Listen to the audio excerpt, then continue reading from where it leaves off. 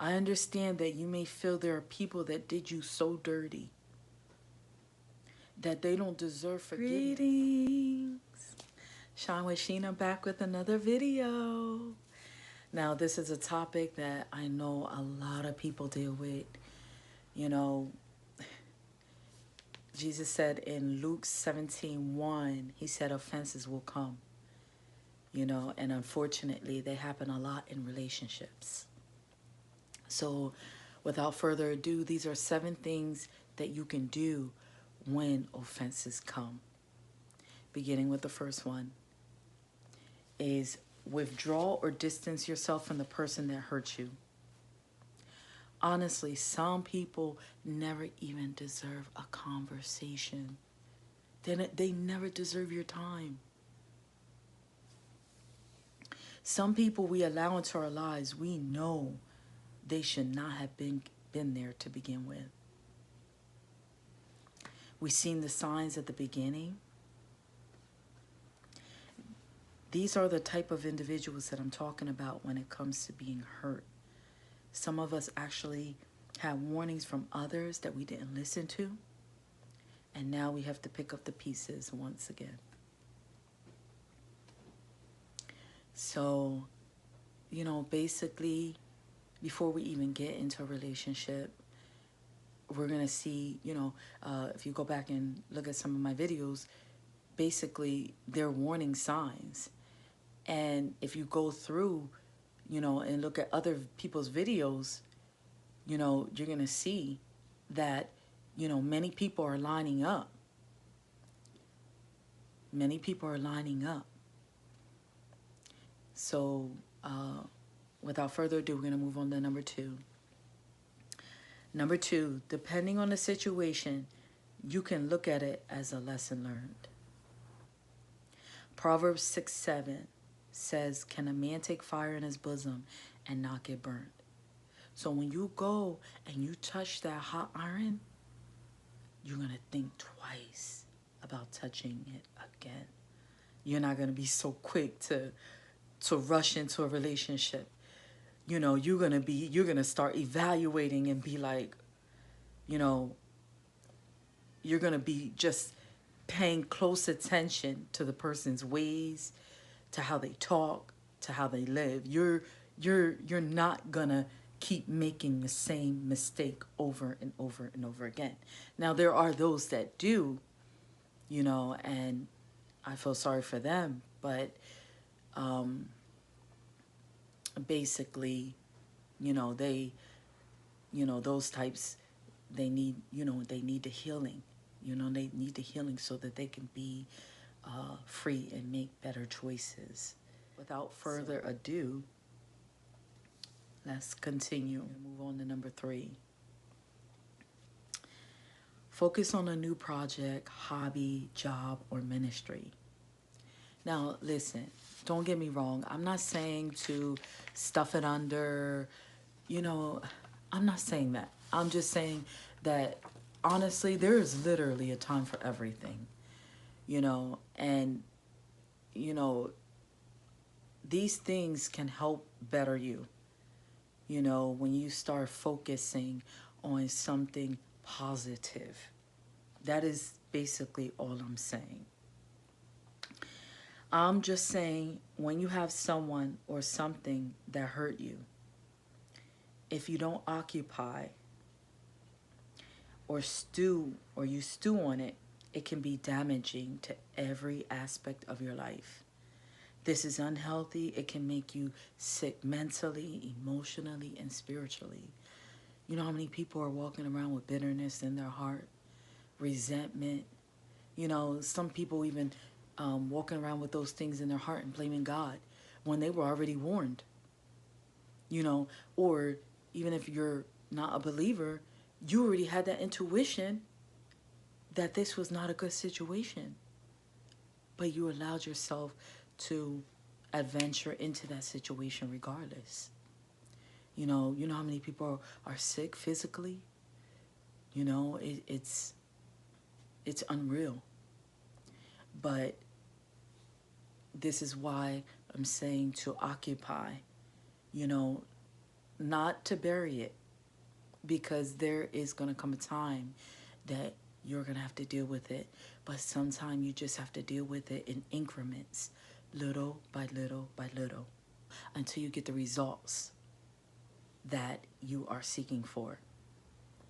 So without further ado, I'm going to go to number 4. Take time for yourself.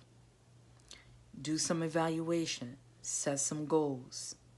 For example, if it was a relationship, you stay away from relationships for a while and let your heart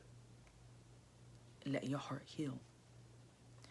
Go through and sift and feel all of your emotions so that you can experience the cleansing. And this is why it's good to get into therapy. To find a counseling group that is centered around what you've been through. To find people of a like mind. Because iron is going to sharpen iron. So this is why therapy is going to be so, so amazing. So amazing, and help you to get through what you've been through. So we're going to go on from that one because it's a progression that is happening through what I was inspired to release to you.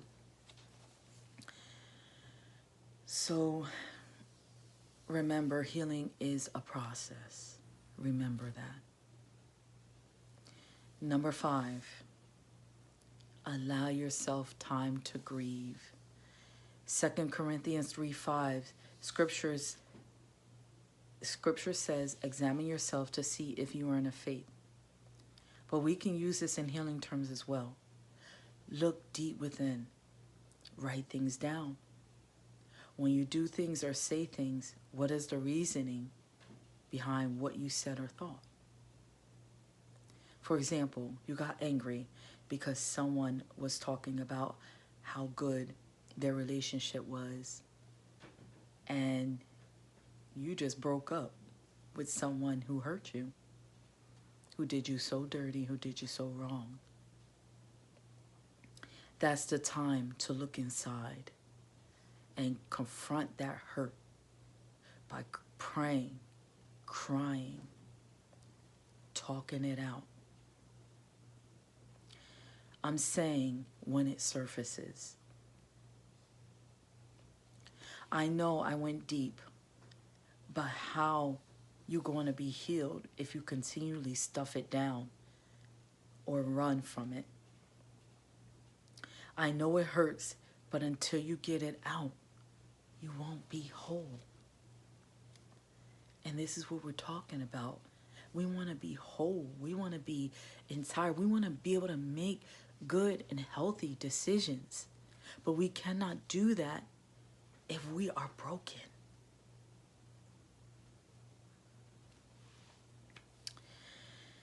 And remember Jonah, as he, in the scripture says that when he had ran from God, he was swallowed by the well. If you run from your situation, you're going down. You're going to go down. You're not going to go up. So you have to deal with it and you have to face it when the time comes. As it surfaces, you have to deal with it. You have to face it. Number 6, forgive, forgive, forgive. Not for the individual, but for you. You want your heart to be healthy? You want to live your full and best life? And when you harbor forgiveness, it eats away and steals your joy. It steals your happiness. Unforgiveness is a thief. I understand that you may feel there are people that did you so dirty that they don't deserve forgiveness. But remember, it's for you, not them. And living your best life requires it. You're doing this for you, not for them. You know, I'm a big believer, what comes around goes around, you know, and, you know, I don't wish evil on anybody, but I'm telling you, you cannot do bad things to people and it not turn back and bite you in the butt. So, but for you and for me, we have to forgive. We have to forgive. And like I said, you know, it's going to be a process. It's going to be a process, especially if it's been years, if it's, you know, been something that, I mean, that traumatized your whole being, you know. And I understand this world is so evil and people can be so mean and so cruel. But forgiveness is for you, not them. So without further ado, we're going to move on to number 7. Be patient with the process. Be patient. Scripture says, in patience you possess your soul. And I'm mentioning scripture because it's the way it is. It basically, it's the foundation of life. Okay? I mention the scripture because when a person gets hurt, they want the pain to end quickly. But that's not reality. When you've invested yourself, your body, your resources, your money, your time, it's hard to let go. But in the end, you come out the winner. I come out the winner. In the end, we come out winners.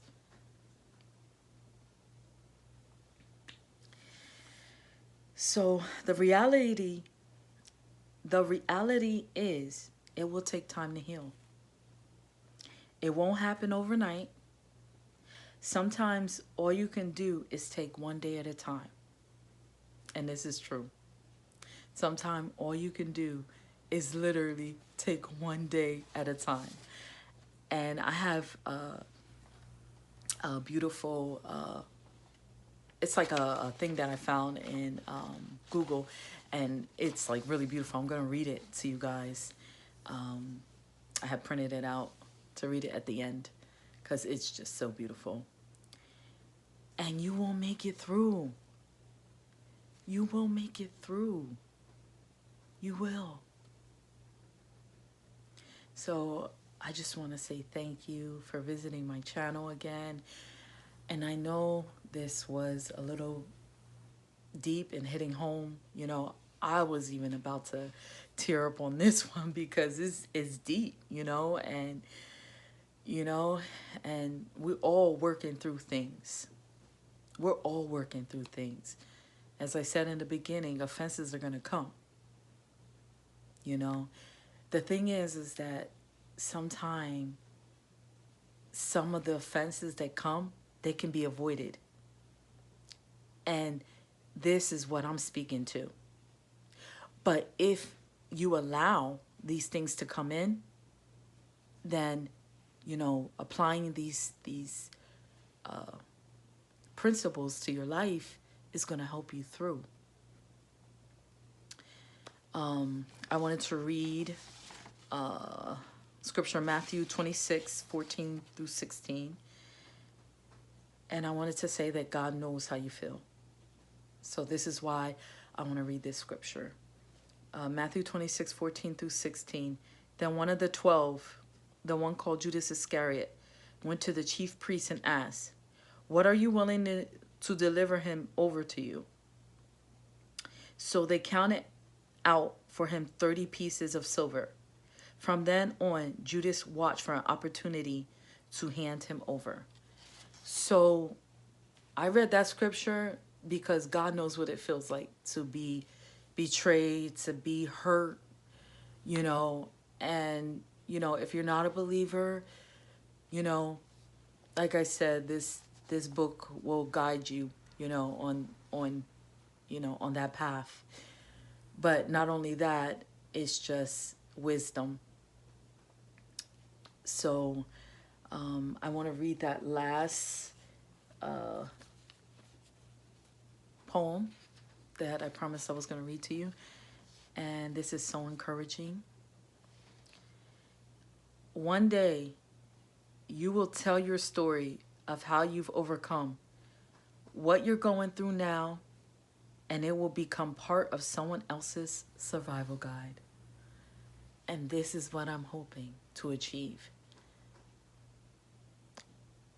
You guys, oh my goodness, I'm like almost like, I just know that this video was just so inspired, and I just hope that someone is blessed, truly, truly blessed by this video. Whether it's one, whether it's many. So without further ado, I just want to say thank you. Thank you for visiting my channel. And to new subscribers, thank you for subscribing to my channel. And I know that in time, the work is going to be done. And, you know, more and more are going to find out about Shine with Sheena. So, you know, without further ado, I just want to say like, share, and subscribe. And also, if you know somebody going through, please share this video, you know, so that they can be blessed as well. All right. Shine with Sheena.